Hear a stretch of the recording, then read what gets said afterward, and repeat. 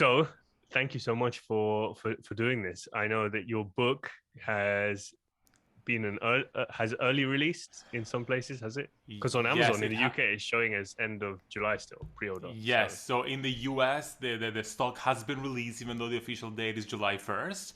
In the UK, it's supposed to be released on July 25th. However, as soon as they have stock, they will release it. So I'm guessing that by the beginning of July, they will start releasing the stock, which is fine. amazing. That's your third book right now. Yes, I'm so excited.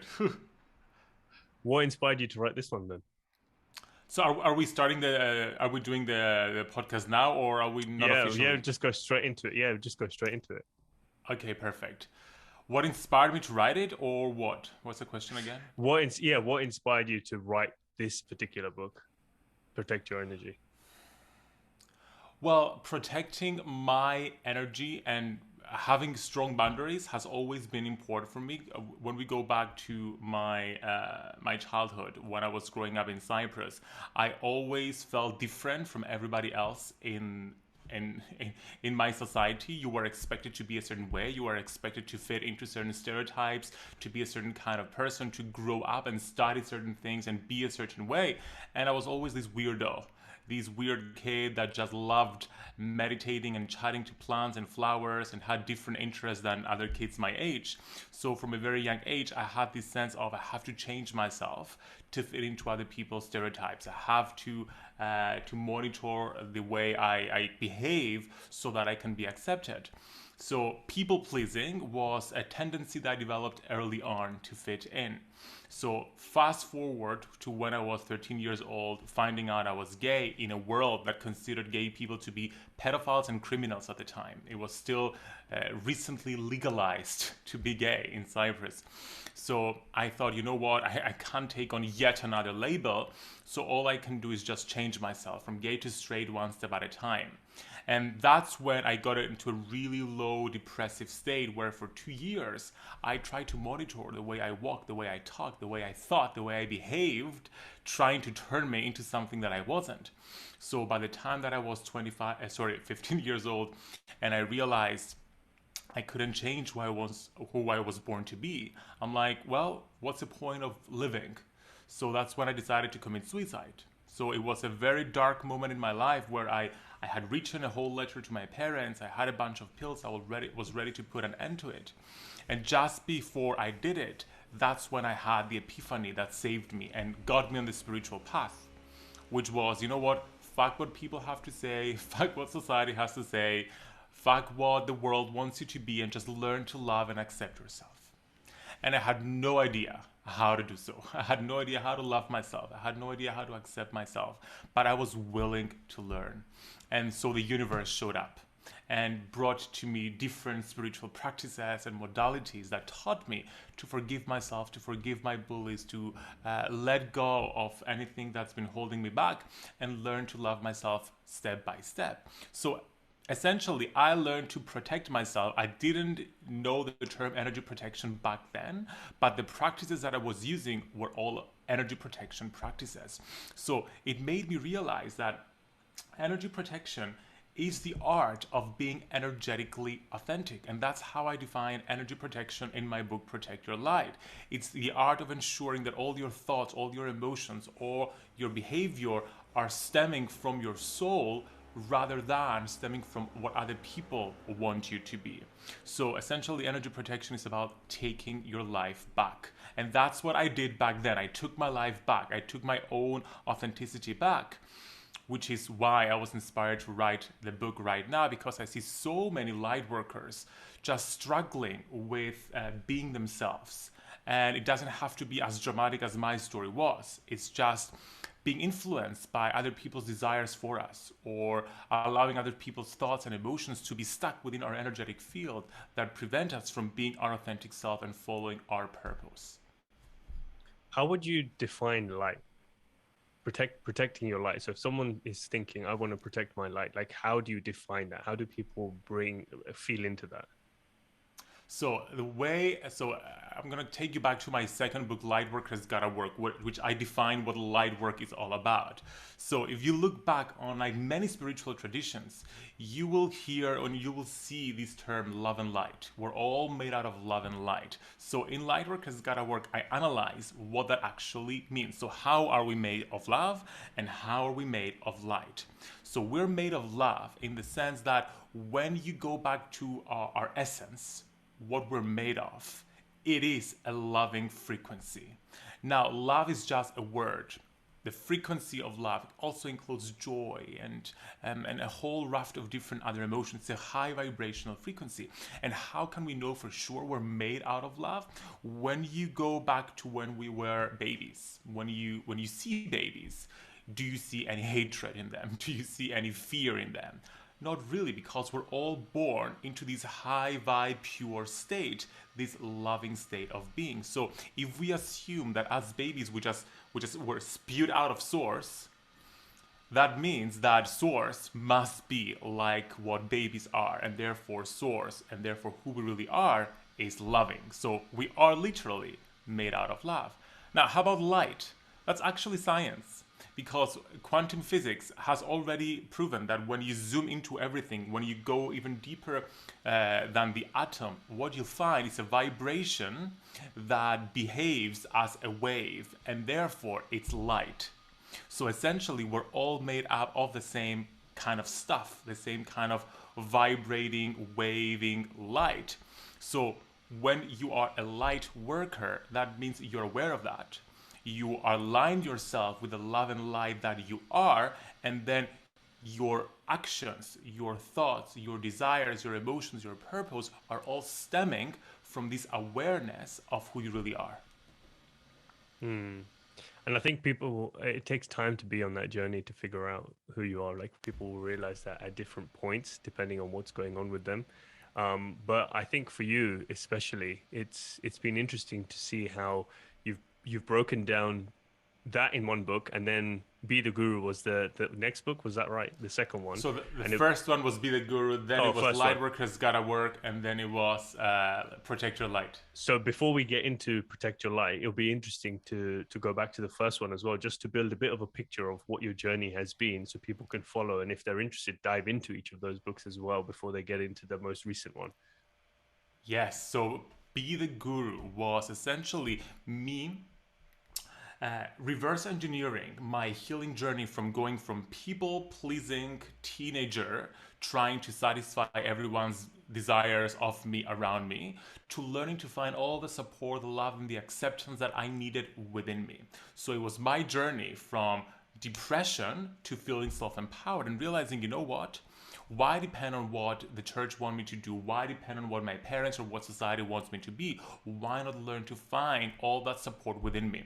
So I recommend Be the Guru to anyone just starting out on the spiritual path because it gives you all the basics. It will teach you why we're made out of love and light. It will teach you how to meditate. It will teach you the basics about manifestation and the law of attraction. It will teach you how to even arrange the stuff in your house to ensure that your house supports your own spiritual journey. So it's essentially a book that will allow you to have a spiritual journey, a spiritual practice that will allow you to grow and find all the wisdom within you. And partly that book was written because I realized that my healing journey had to do with reading other spiritual teachers' work and doing workshops and reading other people's books to the point that I found myself replacing one dependence with another dependence. In the sense, I stopped depending on what other people wanted me to be, and I started depending on finding my fix and getting my fix out of these books and idolizing and pedestaling other spiritual teachers.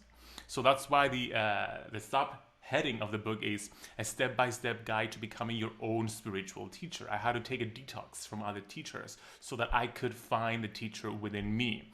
And that's how I define the guru. That's why it's called Be the Guru, because anyone can call themselves a guru, but you are your own guru, and other gurus can support you, can be complementary to your journey. But when you start depending, that's when we have a problem. And then once you have your spiritual practice, once you're on your own path and you're trusting your intuition, you're following that, then we go into Lightworkers Gotta Work, which is all about finding and following your life purpose. I define a light worker as anyone who's here to make the world a better place with their spiritual abilities. And I guide people through a process of defining what their life purpose is, and then using manifestation and also energy protection to support themselves on the way to following their life purpose. And then with Protect Your Light, we hone in on energy protection to ensure that when we're following our life purpose, first of all, to ensure that we are following our life purpose. Because if we have so many energetic attachments of other people stuck within our energetic field, those attachments become so embedded into who we are that we think we're following our purpose, that we think we're having our thoughts and our emotions, but they're really influenced by other people. So it's about ensuring that our vibration is clear enough that we can tune in and get our authentic purpose and follow our purpose instead of other people's purpose. That's so interesting. You mentioned about the going back to be the guru. You mentioned about people stepping into their own power and realizing that they are their own guru. And it's one thing that I've told people recently as well, having gone through the process of writing a book. What's so interesting is I think we all have a book within us, but we can use other people's books as you said, dependence and crutches. And it actually suppresses our own wisdom because we think that everyone else knows better. And so you look outside of yourself. But if people were to step into the exercise of writing a book, whatever it might be, it actually helps refine your own voice, what you think about the world, what your feelings and emotions and perceptions are. And the whole process of putting something down on paper really helps refine what you actually think about yourself and about the world around you. So I would encourage anyone to go on that journey of writing something for themselves. Um, but in terms of protecting your light, so you talked about how you can purify your energy field and make sure that there is no kind of negative attachments or attachments that are diluting your own authentic light. How do people go about actually doing that? So in Protect Your Light, I talk about a 7-step process of protecting our energy. But I'll share the main 3 steps that they're the steps that people need to know to identify and release those energetic attachments. First of all, energetic attachments are just different stuff that we catch as we move through life. So think of our physical body as having an energetic presence as well. So we have an energetic field that extends outside of our physical body, and it's like a sponge. So as we go through life, both online and offline, we attract and we catch different stuff that's just out there in the ethers. And in the book, I go into a lot of detail as to what these energetic attachments are. For example, they could be toxic cords of attachment that we have to people, to places, to objects, to so many different types of things. They could be psychic daggers of attack and jealousy that other people may send to us. They could be residual spatial energy, which is just energy left in space, or collective thought forms, the collective vibration of fears and limiting beliefs that we make connections with. They could be spirit attachments that we catch on that are influencing and messing up with our thoughts and our emotions. So it's very important to, first of all, know what's out there so that we can identify and protect ourselves from them. And then we go into the 3-step process of energy protection, which is part of the extended 7-step process. The first step is called identify. So it's all about psychically and using our mind's eye to scan our energetic field to identify what's there so we know how to clear it. And for those of you who want to get the book, when you go to protectyourlightbook.com, when you get the book and enter your order number in the form that I have in that website, that will allow you to get free access to a 90-minute online workshop that I have called Psychic Scanning Workshop, which essentially I teach you how to turn on your psychic vision so you can scan.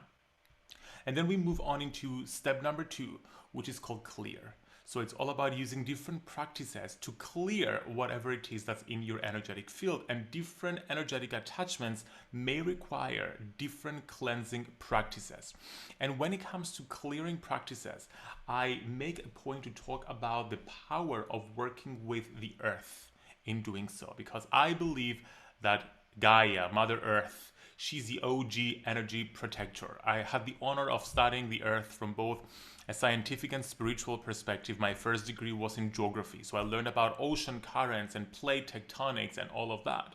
So those are all systems that the Earth has been using for the 4.5 billion years it's been around to maintain her vitality and to clear out impurities. We can leverage those practices ourselves by tuning into the energies of nature and to the frequency of those cleansing practices to clear our own energetic field.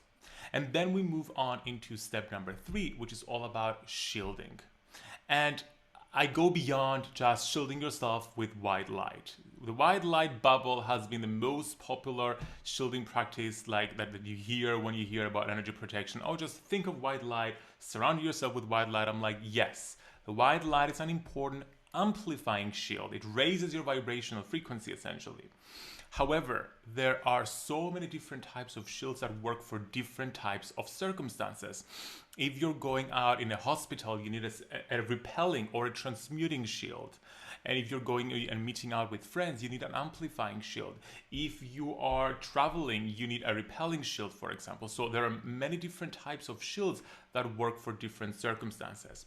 And in Protect Your Light, I distinguish between amplifying, transmuting, and repelling shields, and offer different shields for each category and when to use them to ensure maximum protection.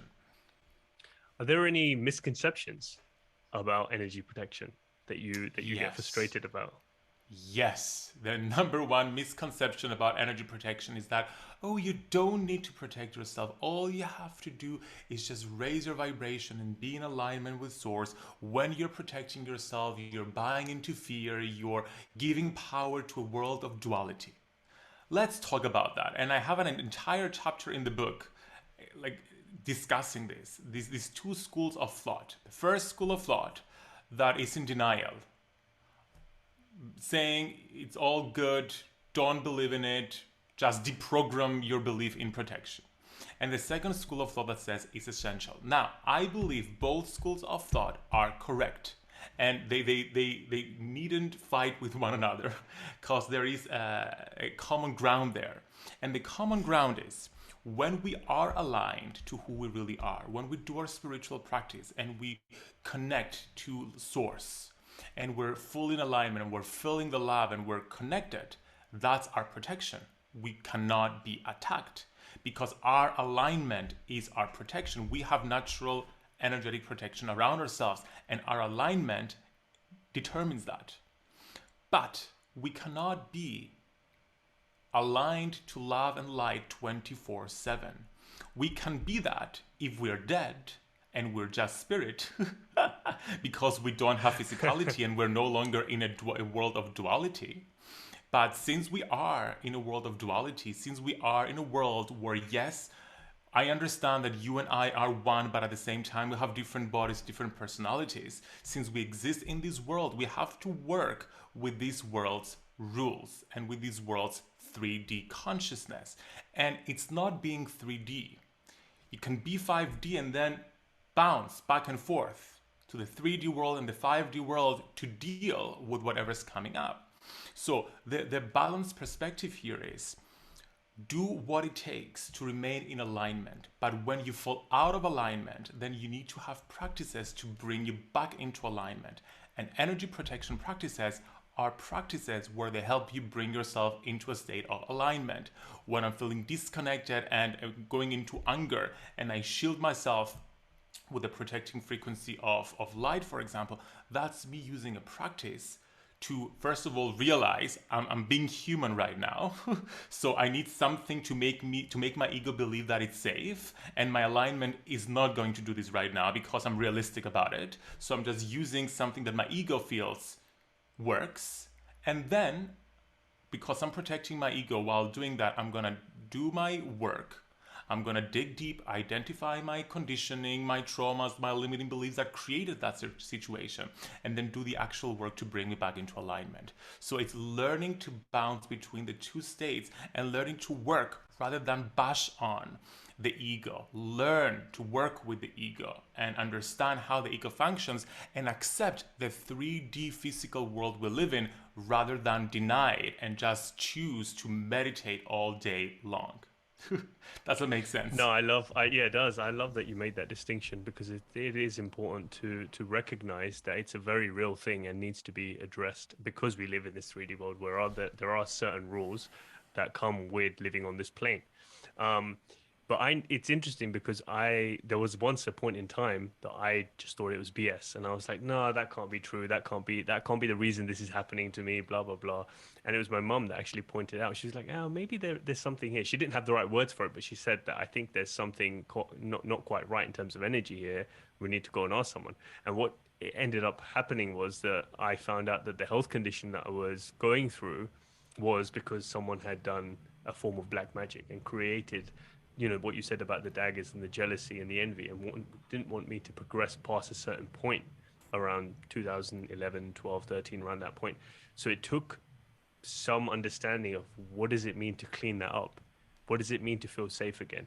And then beginning not only to work with that, but then building up my own safety within my body again and feeling like it's okay to live in this body, and what does it mean to be in this new body now, because it's almost like a before and after, right? And so I wonder for you if you had any kind of situation like that or similar where you felt actually I need to address my energy and got you more into learning about this stuff. 100%. So I'm gonna share a little story of something that happened to me that made me realize how important it is to do the inner work behind the energy work. So a few months ago, I had my first quote unquote demonic attack. Now, I want to pause for a while and talk about the cultural appropriation behind the word demon, because the word demon comes from the ancient Greek word daemon, or daemon in English. And the daemons in ancient Greeks, they were considered to be sort of kind of angels, like good spirits of the light that supported humans as they went through their life. They were like spirit guides essentially. However, when Christianity took over, they took the term and gave it an evil connotation. But I still use this term because people understand what that is when I say demon. So what I really mean is a low-level entity that has no sense of beingness, and it feeds off collective fear. So essentially, a few months ago, I had watched part of The Conjuring, the movie, and which deals with demonology and demons and demonic possessions. And I'm like, I've never had to deal with a demonic spirit before. Maybe I should do more research into it because it's my job to do this work and I should know how to protect myself. So by doing that, I called it in. I attracted it into my life. So a few weeks later, for 3 days straight, I would wake up at 3 a.m. in the morning with nightmares of a spirit chasing me and attacking me. And I would not give it too much attention, and I would just shield myself with white light, just willing it to go away, and it wouldn't. Until the third day when shit got real. How? I was having this dream of this spirit which took the form of a man who was chasing me in my dream, and then at some point the spirit caught me, leaned over and bit me on my stomach. And that's when I woke up jumping out of bed with searing pain on my stomach. I turned on the lights, I looked to see, and I had actual bite marks and blood on my stomach. I'm like, okay. Fuck. Wow. Shit got real, and I have a picture to prove that. I actually shared it on Instagram. If someone wants to go and scroll, you're gonna find the picture of that, of the bite marks. So I'm like, okay, I need to follow the entire 7-step process of my book, step by step, and deal with this. And the most important thing that I did was be assertive with the spirit.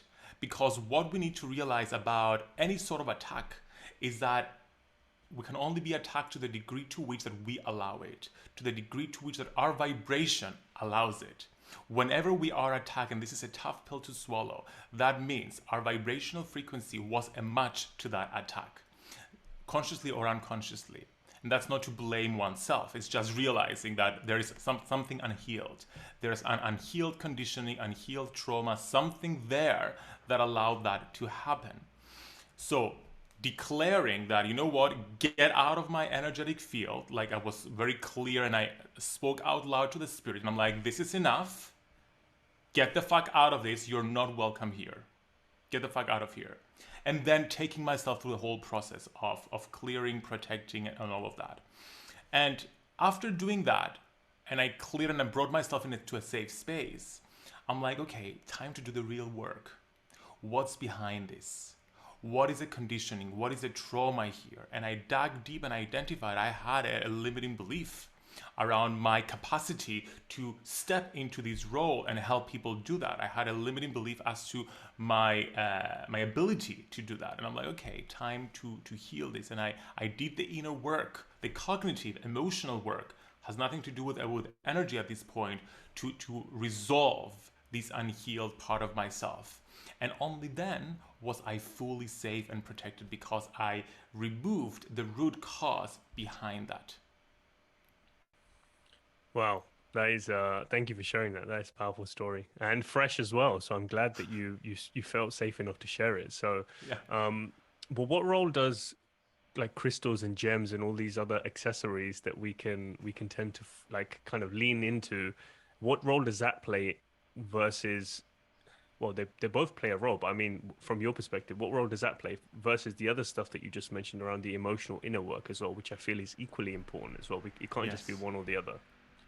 They play a complementary role. And in Protect Your Light, I make it a point to talk about the power of our own body as a tool for energy protection and releasing dependence on stuff.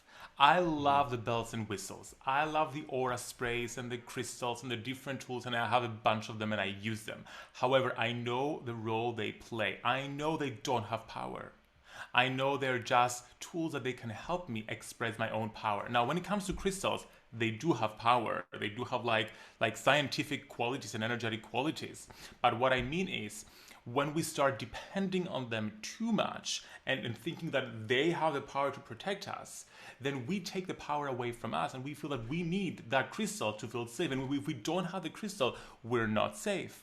However, when we realize that our physical body is our most powerful tool for energetic protection, and then we can use additional tools that, yes, they have some sort of agency, some sort of power, but we don't really need them. We simply want them to give us additional qualities, then it's a healthy balance of interdependency rather than codependency with these tools and practices. So I do teach about using crystals to shield yourself and working with amulets, but I explain the logic and the energy behind it. For example, with crystals, the crystals, like scientifically, they have qualities. They can send energy, they can absorb energy, they can repel energy, they can amplify energy, and you can use those qualities to create shields around yourself. And I teach how to shield with crystals. But at the same time, even if you don't have a crystal, you still can think of a crystal and connect to the energy on that crystal and still protect yourself. So it's not about having a crystal. It's about choosing to have a crystal if you need to, and also realizing that stones out in nature are also crystals that also have protective frequencies if you give them to them. Because intention plays a really important role here when it comes to energy work. It all works with intention. And even with amulets and talismans, because I teach how to work with amulets and talismans. By the way, an amulet repels and wards off negative energy, whereas a talisman amplifies a positive energy. Most people confuse the significance and they use the two terms interchangeably, but historically they've been used in these ways. Let's say, for example, the Mati or Nazar, what's called as the evil eye. I have a coaster here and I'm showing it on camera for those of you who can't see. The evil eye, you know the emoji, the blue and white circles. That dates back to ancient Greece where they put eyes on their vessels as a form of protection and to ward off negative energy. And eventually it evolved into the Nazar, known in Turkish, or the Mati, known in Greece. And it's just as simple that it's an amulet essentially for repelling negative energy, but does the actual painting and then the symbol and the physicality of it have any power? Not really. It's the association and the intentionality, and specifically the collective intentionality that it has, that dates back to thousands of years, that gives it its protective power. And when we choose to work with an amulet, we're buying into the collective intentionality behind it, and we're choosing to make it part of our own energetic system. So essentially, it's a complementary tool that has no power other than the power we've given it. So these are amulets. Crystals, a whole different thing, and all the different other like natural elements coming from the earth, they do have their own agency. But when it comes to like amulets and different types of tools, it's the significance and the intentionality we give them that gives them their power. Intention is such a big thing. I started working with cacao a few years ago, and I was introduced to cacao, and it's the same thing like that. The whole purpose of working with cacao to activate it essentially is your intention and the gratitude that you bring to it. So I'm not surprised that it's the same thing with all of these tools. Yes, and I love cacao as well. I use it as well. It's a great heart opener. Yeah, I love it. Um, so in terms of the book, is there anything that you feel that you want to talk about that I guess excited you to write any particular chapter? Yes.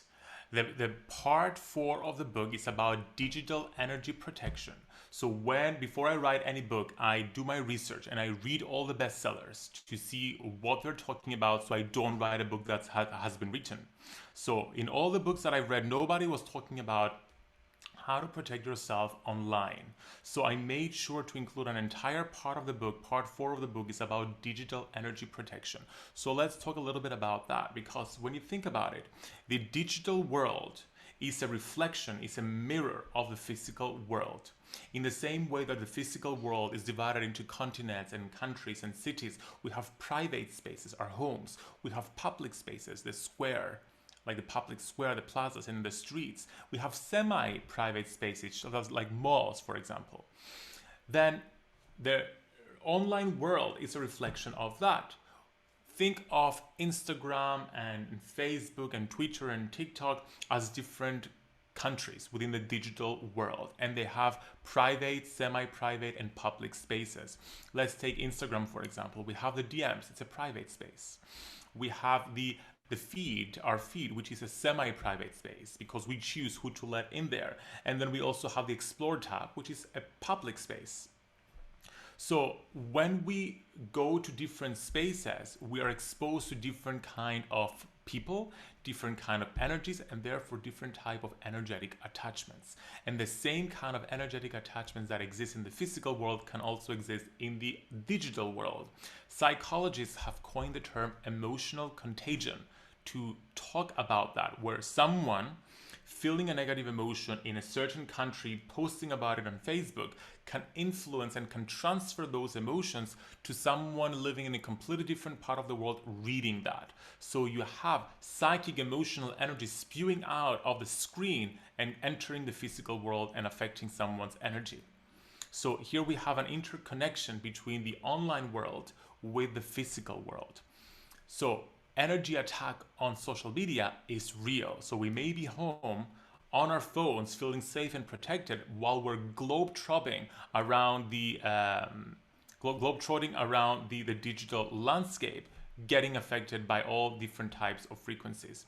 So what we can do is have both tactical and energetic practices that we can use to both cleanse and protect our energy online. So in Protect Your Light, I teach both tactical practices, but also energetic practices. So a tactical practice would be to realize that yes, we live in these digital cities, but we are the mayors of those cities. We can choose, we can go into a privacy settings, and we can choose what to allow into our feed. We can mute people, we can block people, we can unfollow people, we can choose how much time to spend on social media. When we take the time to feel centered and grounded before going into social media and having an intention behind it, we avoid the endless scrolling that just results essentially that makes us vulnerable to energy attack, and we go there with intention.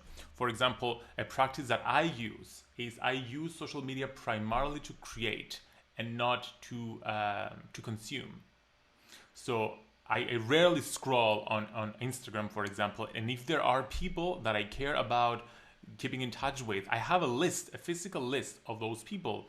And I make it a habit of going and checking out and interacting with them because I want to avoid the endless scrolling. I don't like it. It messes up my vibration. So I make it a point to just post or just share or do more of that. So these are some tactical practices. And then we have energetic practices. For example, I talk about how to have a digital space clearing ceremony in the book, or how to create digital amulets. So you're working with the energy of social media in a creative way to cleanse and protect your energy there. So how do you protect your energy online? Is there a particular practice that you follow apart from being grounded and being intentional with who you follow and who you whose content you want to consume or be curious about? Is there anything that you do specifically to make sure that your field is clean? Yes.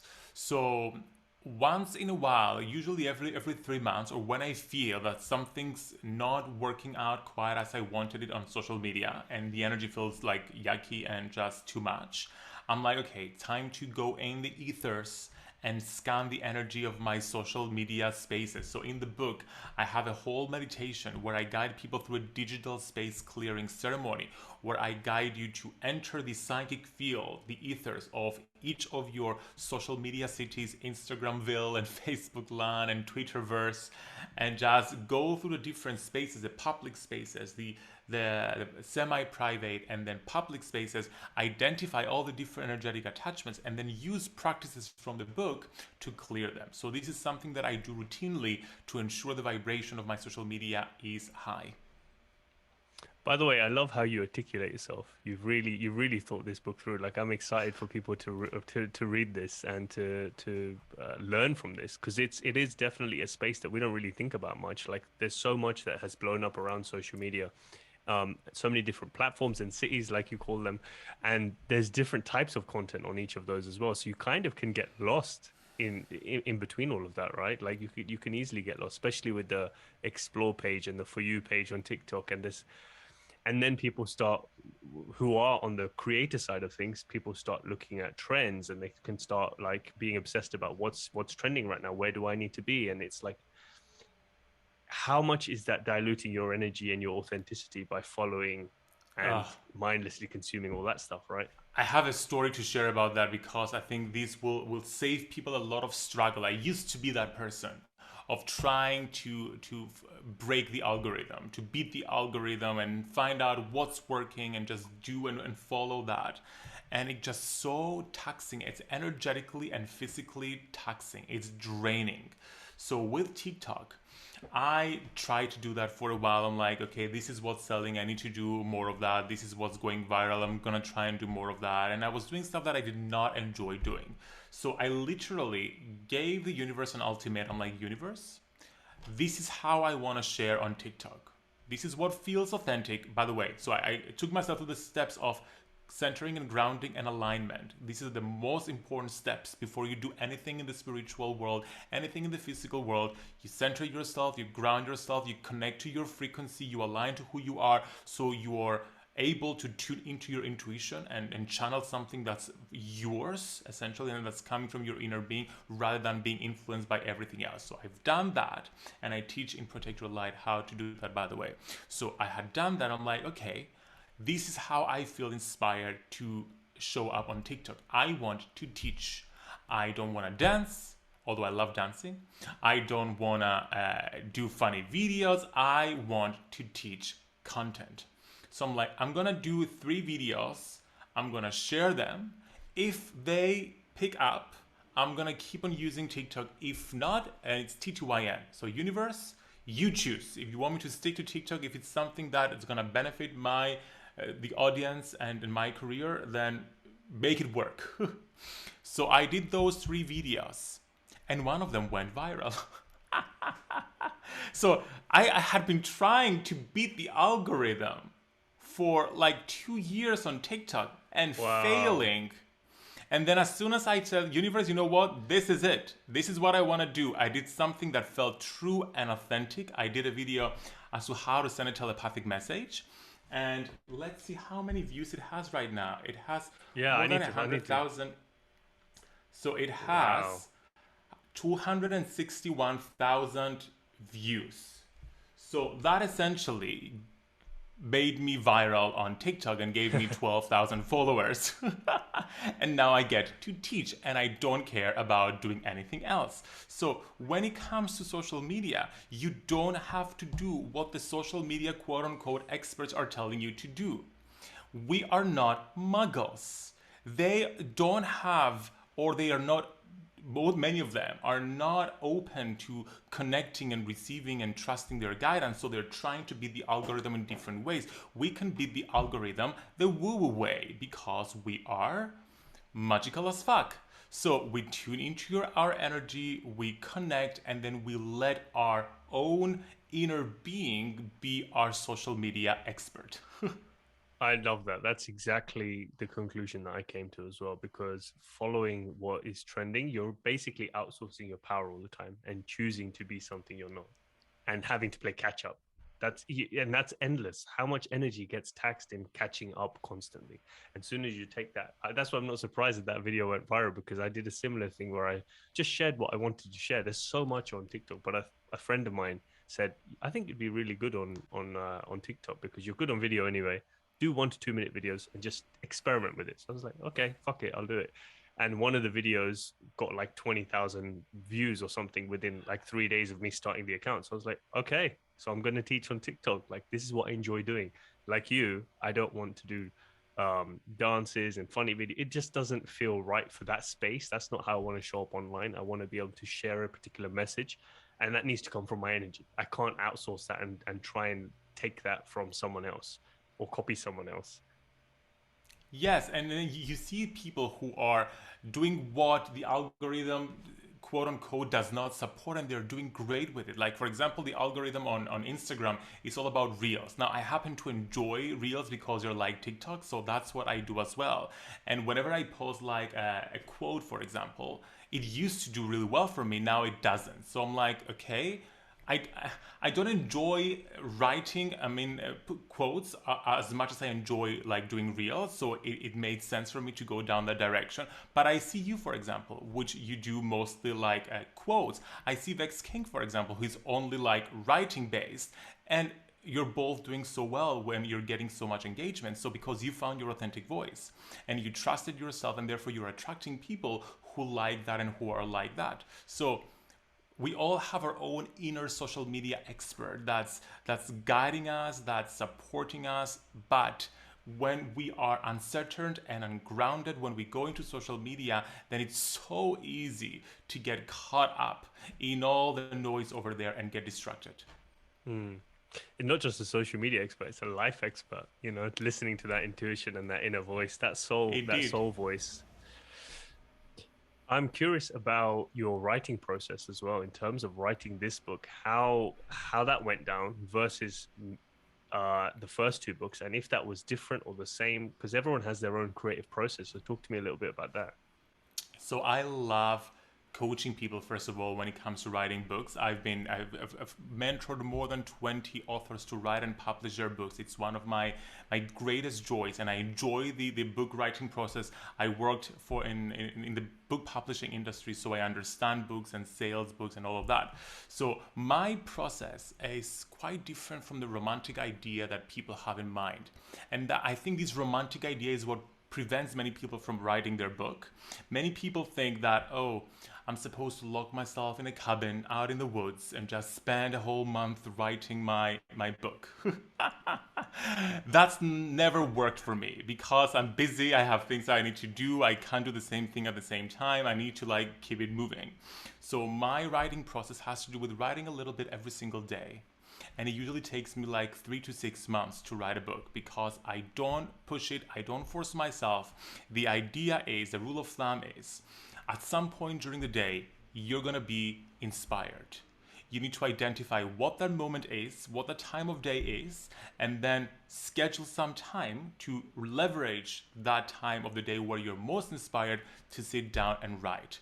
But before I go into this part of the process where I'm writing, I have a very practical approach of doing the market research, talking with people and identifying what are people's struggles, what are their desires, what do people want to learn, structuring the book, having a very specific outline, chapter by chapter, what's included in each chapter, having a very clear framework before I'm ready to start writing the book. So the research process for a book is usually, again, 3 to 6 months, because I do my market research. I have to read all the books, the majority of all the books, to know exactly what's out there, and then structuring it, and then I come to the process where I write the book. And that's how I've written all my books, actually.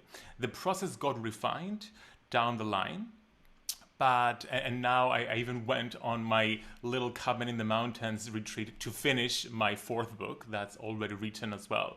I wrote like the last part in a cabin in the mountains just because I like the romantic idea and I always wanted to do it. but that's not my norm. Like, I write in every single day, a little bit every single day. And also something that I want to share, because many people in the spiritual path, they want to write a book because they want to. Am I still not here? Am I back? Now you're muted. Wait a minute. You're back. I think it was my headphones. But yeah, sorry, you were saying. Fine. That's fine. So another tip that I want to give around book writing, especially in the spiritual community, many people, they want to write a book because they want to share their story. Now, here's some tough love. Nobody cares about anyone's story. People are very egotistical when it comes, and selfish when it comes to reading books. Well, you're not going to buy a book because you want to read someone's story unless it's Beyonce or Britney. So you want to buy a book because there is something there for you. So the shift in perspective that people need to have when it comes to book writing is, many people, they write books because they think they are the heroes of their own journey, but in truth, they are the guide. So if we go back to Joseph Campbell and the hero's journey, which is a framework used in every single book and TV series and movies, most of them at least, is that there is a hero who has an obstacle, meeting a guide who gives them a plan that leads them to a solution. So in the framework of your book, you're no longer the hero. You've been the hero. You are the guide. And therefore, your hero is your reader reading the book. And your purpose as the guide is to give them a plan to overcome their obstacle, to lead them to a solution. By simply writing your story, you're simply telling your reader, here I am, I'm the hero. And the reader is reading that back and like, great, I can see you're the hero. But who am I? The spectator of the hero's journey? How about me being the hero? So just having this perspective allows you to share your story without overindulging in your story, and just using it as a tool to propel your hero down the path to overcoming their obstacle and finding their journey. I think if every single person who wanted to write a book had that perspective in mind, we would have way more impactful books. I love that. I've never heard it put that way. Like, to see your book as a tool in someone else's life, that they can pick up and it's going to help them at a particular juncture point in their journey. Did you always consider yourself a writer, or did it take a while for you to actually have the courage to start writing? That's a very good question, because my mother language is not English. My mother language is Greek. And actually, my first English exam, I failed it. So I grew up in Cyprus speaking Greek. I was sent to a private English school, and with having known like no English, and then having to take everything in English. And when I failed that first English test, I went to my teacher. I'm like, what can I do to improve? And she's like, you have to read 25 pages of an English book every single day. So I followed that advice, and I obsessed myself over English, the language essentially, and reading and writing and watching TV series and trying to understand.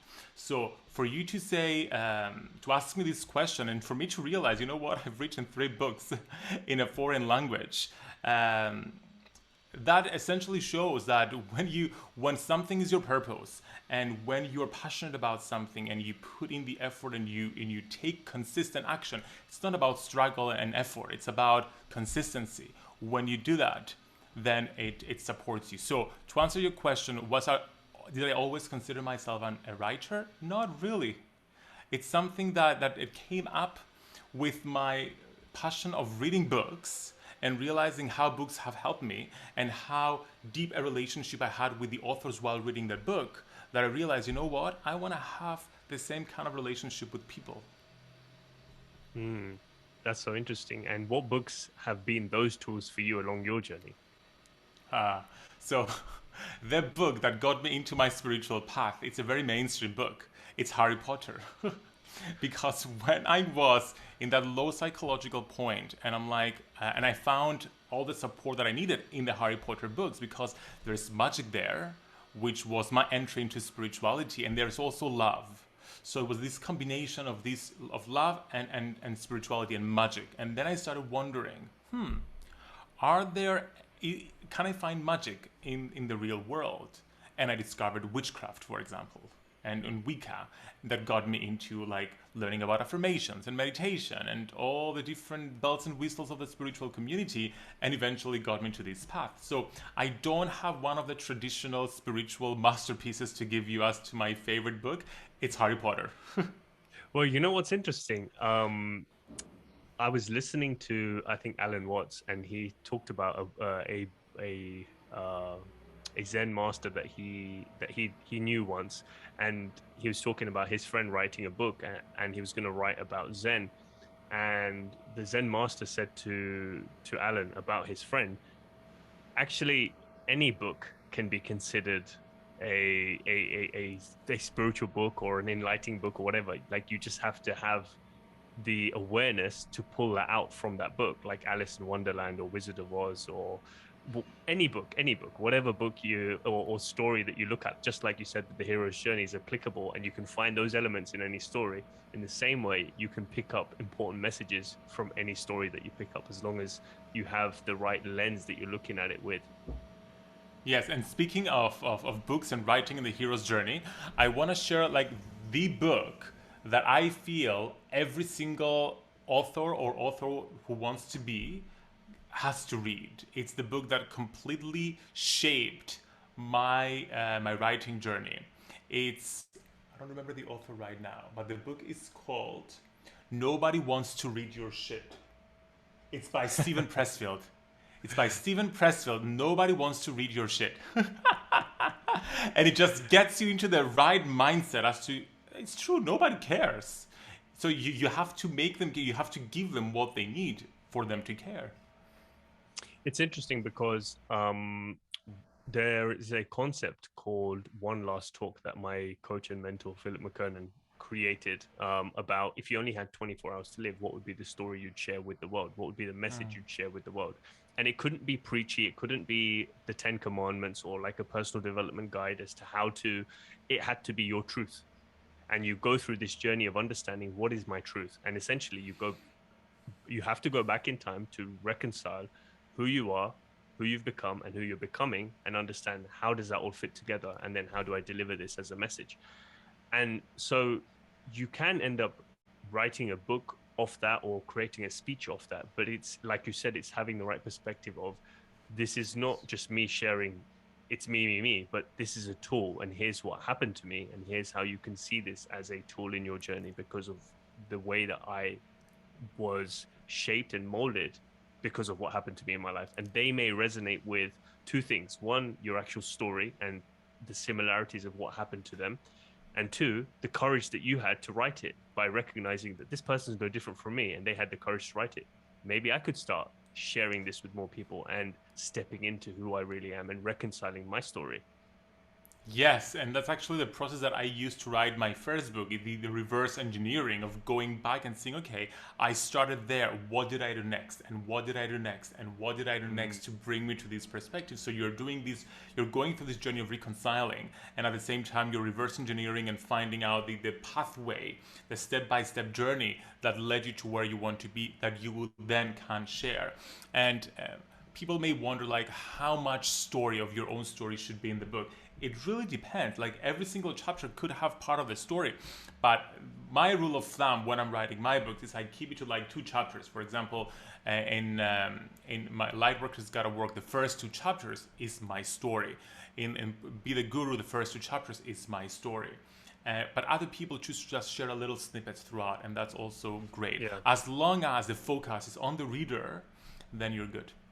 It always comes back to intention, right? Like, why are you doing it? What's the need to include your story? What's the need to include Yeah. this quote? What's the need to include another resource? Now, what's the intention? And I think it's important just to have that at the forefront of your heart every time you sit down to write or think about sharing something or create any piece of content for that matter, actually. So, um, is there anything that you're most excited about right now in your life in terms of your work?